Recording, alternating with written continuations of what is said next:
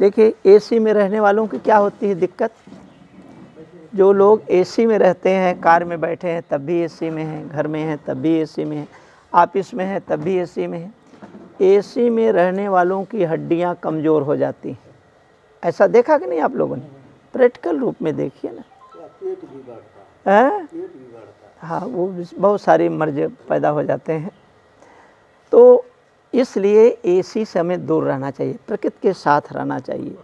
पहले तो कुछ नहीं था, हम लोगों के बचपना में लोग बेना चलाते थे ना, बेना समझते हैं ना, हैंड फैन है कि नहीं, उसको चलाते थे। और जब नींद आ गई तो फिर उसकी भी ज़रूरत नहीं है, आराम से सो जाते थे, प्रकृति के साथ रहते थे। तो कम बीमारियां थीं लोगों के बीच में। और आजकल हर परिवार में लोग बीमार हैं। क्यों? क्योंकि प्रकृति के साथ रहना छोड़ दिए हैं। छोटे छोटे बच्चों को चश्मा लग जाता है, मोजा पहन के स्कूल जाते हैं, ज़मीन से तो उनका संबंध ही बिगड़ गया है। चप्पल पहनते हैं, जूता पहनते हैं। पृथ्वी क्या है? गुरुत्वाकर्षण शक्ति है और बहुत सारी चीज़ों से वो क्या है? परिपूर्ण है। और ये आपका जो पैर का नीचे वाला भाग है ना, वो शरीर में जितने भी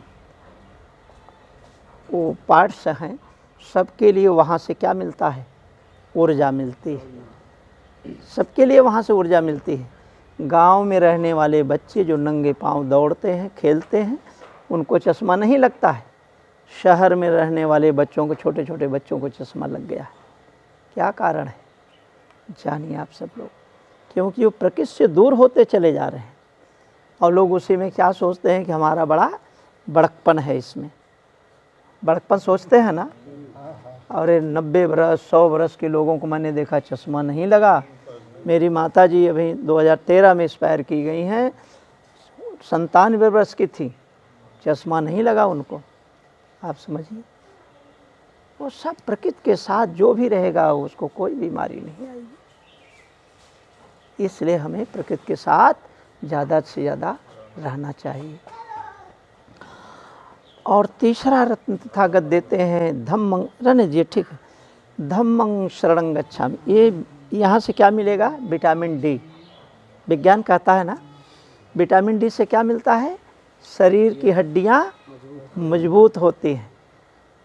पहले आप लोगों ने देखा होगा, बच्चे को माताएं अपने बच्चे को वो तेल बुकवा से मींच करके कहाँ धुलाती थी? सुबह सुबह धूप में सुलाती थी। विटामिन डी के लिए हमारे बच्चे की हड्डियाँ मजबूत हों। विज्ञान है ना।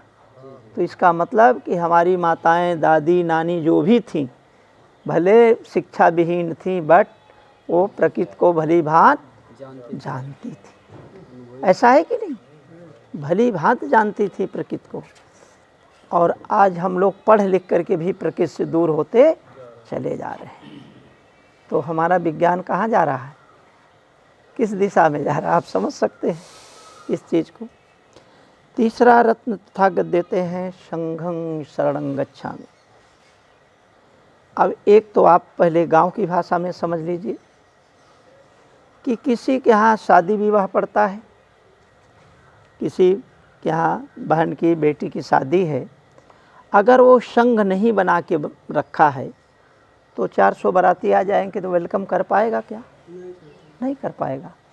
इसलिए वो संघ बना के रखता है। गांव के लोगों को बुलाएगा, यार दोस्तों को बुलाएगा, गैर बिरादरी के जो हमारे यार दोस्त हैं वो भी आएंगे, रिश्तेदार भी आएंगे, सभी लोग आएंगे। तो हम संख्या में अधिक हो जाएंगे तो 400 नहीं 800 बाराती आएंगे, कोई फ़र्क पड़ेगा क्या?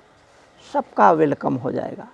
इसीलिए तथागत ने कहा हमें संघ बना के रहना चाहिए। एक और उदाहरण के रूप में जानिए, आपको प्रधानी लड़ना है और सबसे आपने दुश्मनी बना रखी है, संघ नहीं बनाया आपने, जीत पाएंगे क्या? कितना पैसा खर्च कर देंगे, नहीं जीत सकते। बताइए, तथागत बुद्ध ने आज से 2500 साल पहले सब सारी व्यवस्थाएं हमें दे रखी। और चौथा जो मैं तीसरा उदाहरण देने जा रहा हूँ वो थोड़ा सा गंभीर है, उसको समझिएगा आप लोग। संघ क्या है? एक भिक्षु संघ है जो पुरुष लोग हो जाते हैं इस वस्त्र को धारण करते तो उनको भिक्षु कहा जाता है। जो महिलाएं होती हैं उनको भिक्षुड़ी कहते हैं।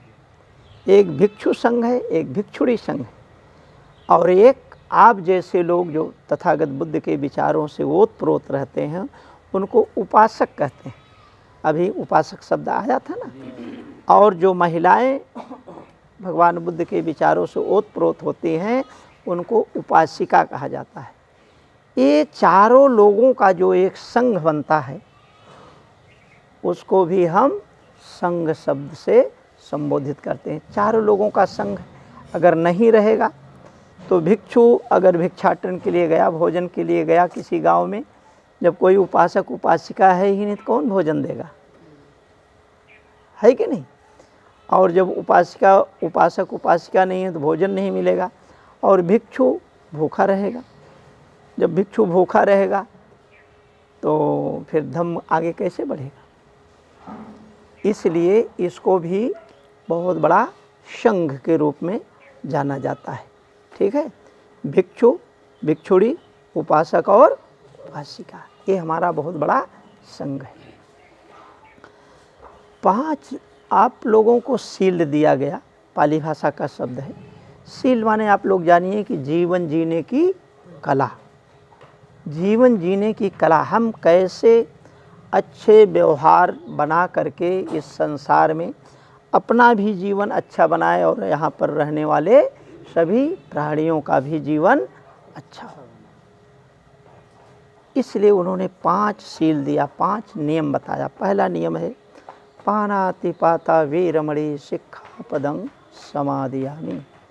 हमें अकारण प्राणी हिंसा नहीं करना चाहिए। यदि कारण बनता है तो प्राणी हिंसा करना चाहिए। उदाहरण के रूप में आप लोग जानिए कि किसी के घर डकैती हो रही है, सीधे सीधे चाबी नहीं पकड़ा देंगे ना कि हमारी अलमारी में रखा हुआ है, परिवार में महिलाओं के आभूषण हैं, रुपए हैं, पैसे, है कि नहीं। सीधे चाबी पकड़ा देंगे क्या, उसको बचाने का प्रयास करेंगे, है कि नहीं। किन्हीं भी विधि से हमारा पैसा बच जाए, हमारे यहाँ डकैती न हो, ऐसा सोचेंगे कि नहीं सोचेंगे। यदि वह व्यक्ति फिर भी असलहे तान करके क्या किया है, मारने का प्रयास कर रहा है, तो उस समय भी आप बचने का प्रयास करेंगे। और अपने बचाव में यदि उसको आपने मार दिया तो कोई दोष पाप नहीं। कैसे दोष पाप नहीं है। गांव के सारे लोगों को उस व्यक्ति ने आवाज़ लगाई, गांव के सारे लोग इकट्ठा हो गए, जिनके पास जो भी असलाह था सब लोग लेके इकट्ठा हो गए। 15-20 डकैत आए थे जिसमें 10-12 को इन लोगों ने मार दिया। यही भारत का संविधान है। यही आपके गोरखपुर ज़िले के डीएम हैं, एसपी हैं। क्या करेंगे आपको, आपने 10-12 की हत्या किया है, क्या करेंगे, आपको सज़ा देंगे। बताइए आप लोग, बोलिए, नंबर नहीं कटेगा, सज़ा देंगे हैं। हाँ, इसीलिए तो असलाहा इशू होता है ना, सरकार खुद इशू करती है। हम अपनी रक्षा के लिए किसी की भी हत्या कर सकते हैं। अगर जानलेवा हत्या कोई करने के लिए आया मेरे पास, तो हम अपनी रक्षा के लिए अगले को तो मार ही सकते हैं। यही डीएम एसपी आप लोगों को बड़ा सम्मान करेंगे और फ्री कर देंगे, जिसको असलाह लेना है मैं लाइसेंस बना रहा हूँ, पूरे गांव के लोगों को, है कि नहीं। और किसी एक व्यक्ति का हत्या कर दीजिए झगड़ा झंझट करके तो सज़ा हो जाएगी, आजीवन कारावास या फांसी की सज़ा हो जाएगी। वही संविधान है, वही डीएम है, वही एसपी है। बात समझ में आ रही है ना, खूब बढ़िया समझिए इसी को। तीसरा उदाहरण आप लोग देखिए, आपके किसी परिवार का एक नौजवान सदस्य फौज में सम्मिलित है और वो बॉर्डर पे खड़ा है अपने राष्ट्र की रक्षा के लिए। उधर से फायर हुआ, आपके परिवार का नौजवान क्या करेगा, माला पहनाएगा उसको, वो भी फायर करेगा। और जब फायर करेगा तो उधर के 4, 6, 10 जवान अगर मर जाते हैं, कोई पाप नहीं लगता है, कोई पाप नहीं लगता है। अगर पाप लगता तो भारत सरकार आपके घर ट्रक का ट्रक रुपया भेज देती, तब भी आप अपने उस परिवार के सदस्य को फौज में न जाने देते। सही है कि गलत है? जाने देते? कतई नहीं जाने देते। वो अपने राष्ट्र की सुरक्षा में लगा है ना। चाहे आप अपने घर की सुरक्षा करिए, चाहे अपनी काया की सुरक्षा करिए, चाहे अपने राष्ट्र की सुरक्षा करिए, हर जगह सुरक्षा शब्द है कि नहीं। इसलिए तथागत ने इस चीज को कहा, स्पष्ट रूप से कहा। कारण नहीं हो, कारण अगर है,